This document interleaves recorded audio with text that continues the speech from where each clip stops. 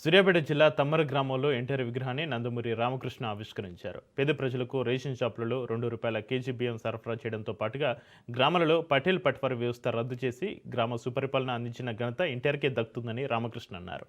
అదేవిధంగా అమెరికా లాంటి దేశాలలో కూడా తెలుగు భాషకు ప్రత్యేకమైన గుర్తింపు ఉందని, అది కేవలం ఎన్టీఆర్ వల్లనే సాధ్యమైందని కొనియాడారు.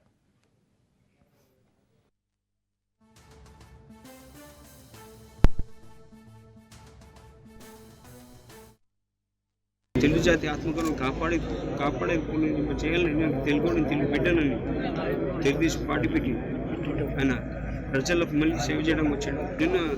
పేద ప్రజలకు ఎన్నెన్నో సేవలు అందించాడు. ఆయన సంక్షేమ పథకాలు కూడా పేదపాటి పెన్నిదిగా, రైతాలకు అన్నదాతగా, కార్మిక సోదరు దన్నుగా, తెలుగు ఆడపడుచు అన్నగా తెలుగు ఎన్నెన్నో సంక్షేమ పథకాలు సేవలు అందించాడు. తెలుగు జాతి ఆత్మగౌరవం కాపాడే చేయాలని నేను తెలుగు బిడ్డనని తెలుగుదేశం పార్టీ పెట్టి ఆయన ప్రజలకు మళ్ళీ సేవ చేయడం వచ్చాడు.